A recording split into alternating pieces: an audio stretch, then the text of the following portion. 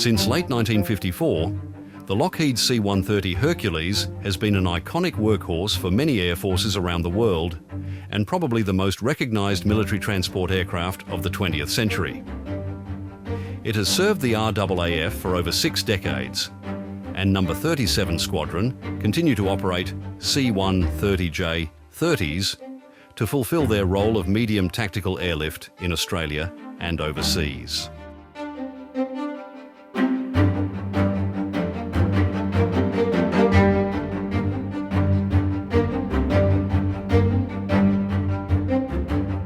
Just like the Chinook, the Hercules is one of the great aircraft designs of the post-war era, adaptable to a multitude of roles and built in numerous variants and sub-variants.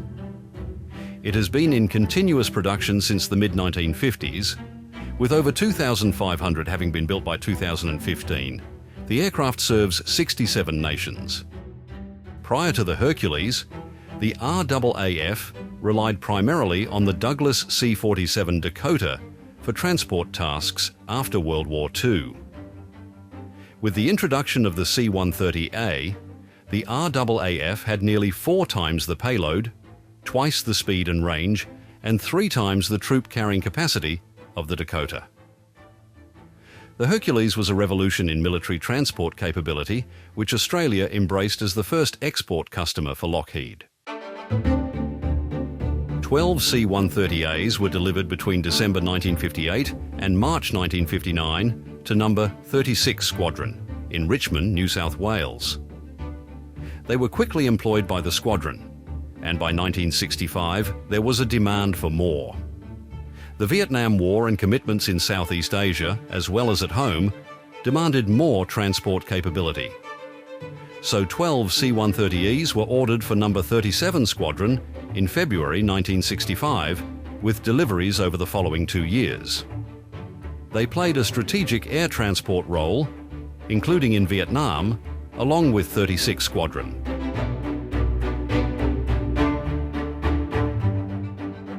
No. 36 Squadron's C-130As began operations in Vietnam from mid-1964, primarily out of Vung Tau.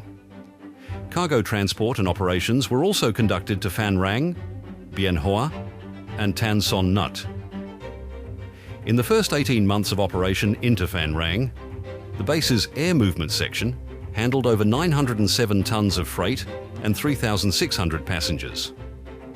Between April and June 1967, a detachment of 3 36 Squadron C-130As flew 2,400 Australian soldiers from Darwin to Vung Tau and brought a similar number home. And a fortnightly courier service between Richmond and Bien Hoa was established in November 1965 and continued until 1972, carrying personnel, spares, equipment, and medical supplies. The vast number of killed and wounded sailors, soldiers and airmen came home to Australia from Vietnam on RAAF Hercules. By the end of 1976, 36 Squadron had replaced its A model Hercules with H models. These new aircraft operated side by side for more than 2 decades, with 37 Squadron's C-130Es undertaking a multitude of military and civilian support tasks without suffering a single major mishap.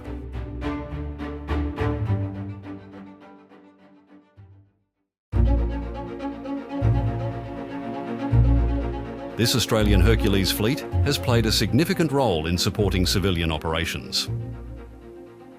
One of the most important of these operations was the evacuation of nearly 3,700 people from Darwin in the 3 days following Cyclone Tracy, which hit the Northern Territory capital on Christmas Day, 1974. Flights into Darwin delivered urgently needed medical and other supplies, and 12 Hercules were made available on standby at Richmond.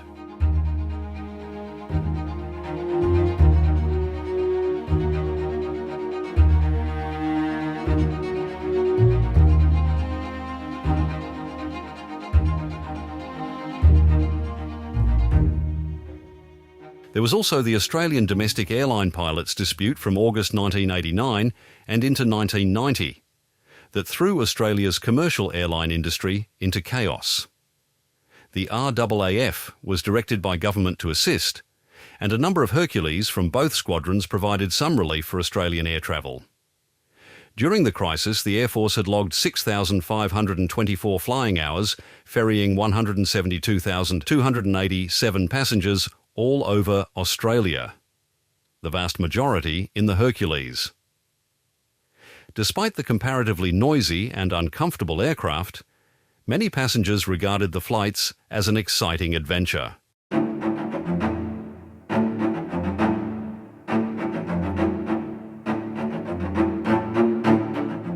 In 1994, 37 Squadron's C-130Es were approaching 3 decades of service, and an upgrade was needed.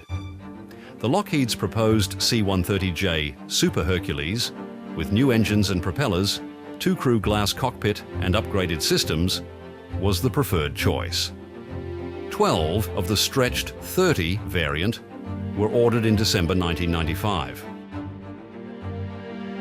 The C-130J 30 variant had 4.57 extra meters in the fuselage, providing 38% more cabin volume than the standard C-130J.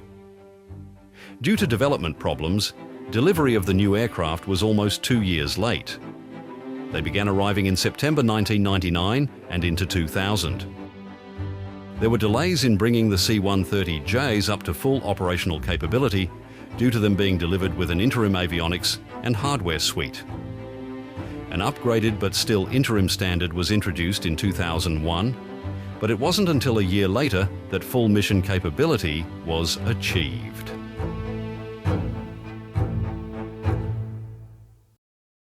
Number 37 Squadron operated the C-130J and C-130E side by side during much of 2000 as the new model was gradually integrated into squadron operations, adopting the strategic transport role of its predecessors. The C-130Es were withdrawn from service during that year, the last official flight occurring on 14th of November 2000. In response to the Bali bombings of October 12, 2002, 5 C-130s, 12 crews, and 5 aeromedical evacuation teams assisted with the evacuation effort. The aircraft transported urgently needed medical stores to Darwin, flew aeromedical shuttles between Bali and Darwin, and transported 2 ambulances to Bali. 70 casualties were transported to Darwin, and 39 then flown to southern cities to relieve the strain on Darwin Hospital.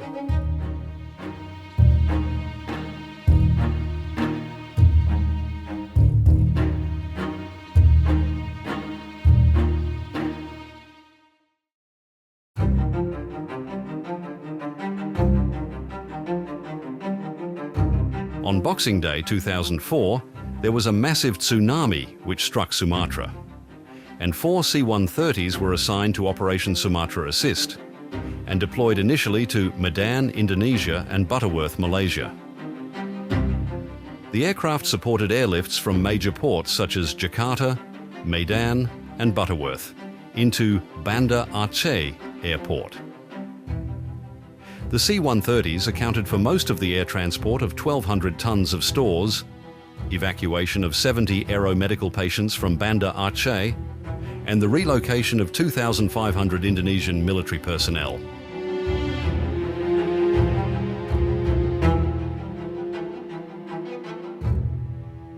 By 2003, 36 Squadron was maintaining a C-130H detachment in the Middle East, sharing the deployment with C-130Js of 37 Squadron.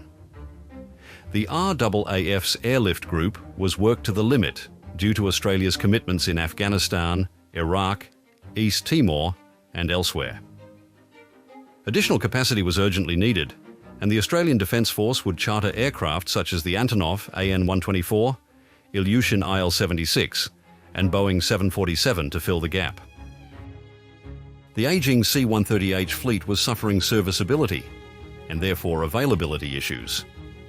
A replacement was needed, and in March 2006, it was announced that 4 Boeing C-17 Globemaster III transports would be acquired for the RAAF, and the first aircraft arrived in December that same year. The C-17 provided 4 times the carrying capacity of the C-130J. 36 Squadron relinquished its C-130H aircraft, and they joined 37 Squadron's C-130Js to make up a Super Squadron based at Richmond. 36 Squadron was then reformed at Amberley in Queensland to operate the C-17. The H model would serve for another 6 years and retire in 2012 after 34 years of service.